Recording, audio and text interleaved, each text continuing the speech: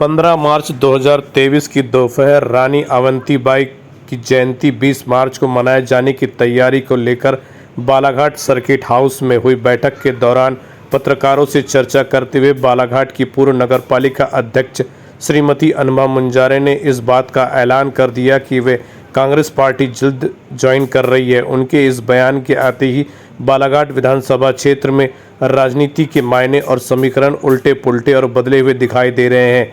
आपको बता दें कि श्रीमती अनुभा मुंजारे सर्वाधिक नगरपालिका की अध्यक्ष रहने का रिकॉर्ड उनके नाम है। बालाघाट में बेहद बहुचर्चित चेहरा है। जनता के बीच और महिलाओं के बीच उनकी स्वच्छ छवि और चर्चित होने के कारण अब बालाघाट में राजनीति के मायने बदले हुए दिखाई दे रहे हैं।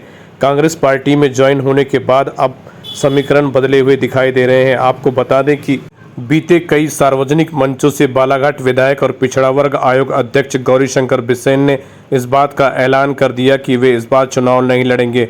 उनके स्थान पर चुनाव कोई और उनकी पुत्री मौसम हरिनखेड़े या फिर किसी और को पार्टी जिसे टिकट देगी। निश्चित ही यदि अनुभा मुंजारे कांग्रेस पार्टी में आती है तो बालाघाट विधानसभा टिकट को लेकर पूरी तैयारी अनुभा मुंजारे की ही होगी। ऐसे में भारतीय जनता पार्टी के बीच बड़े निर्णायक फैसले लेने की ज़रूरत होगी। क्या अनुभा मुंजारे के सामने कौन प्रत्याशी उनके सामने टिक पाएगा, उनकी बराबरी कर पाएगा, उनसे जीत पाएगा, इस बात का मंथन जरूर भारतीय जनता पार्टी को करना होगा, क्योंकि कांग्रेस में अनुभा मुंजारे और दूसरी ओर प्रदेश के भीतर सरकारी कर्मचारी का पेंशन को लेकर टेंशन और बदले में भारतीय जनता पार्टी के सामने अब इस बात का टेंशन होगा कि भारतीय जनता पार्टी बालाघाट में किसे टिकट दे। क्या वर्तमान विधायक गौरीशंकर बिसेन को फिर से मौका देगी या उनके स्थान पर उनकी पुत्री मौसम हरिनखेड़े को मौका मिलेगा।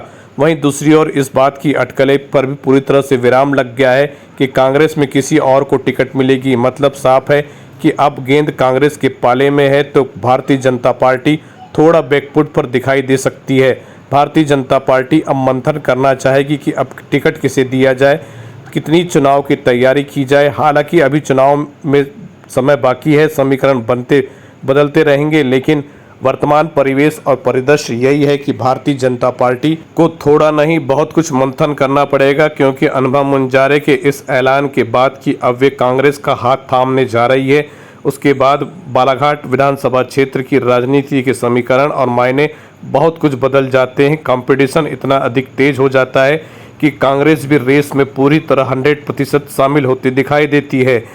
देखना अब यह है कि अनुभा मुंजारे के आने के बाद भारतीय जनता पार्टी किस तरह के परिवर्तन करती है और क्या परिवर्तन होता है। इसी तरह बालाघाट जिले की हर अपडेट खबर, राजनीति से जुड़ी हुई हर अपडेट खबर अपने मोबाइल पर देखने के लिए हमारे चैनल को करें सब्सक्राइब और हमारे साथ बने रहें।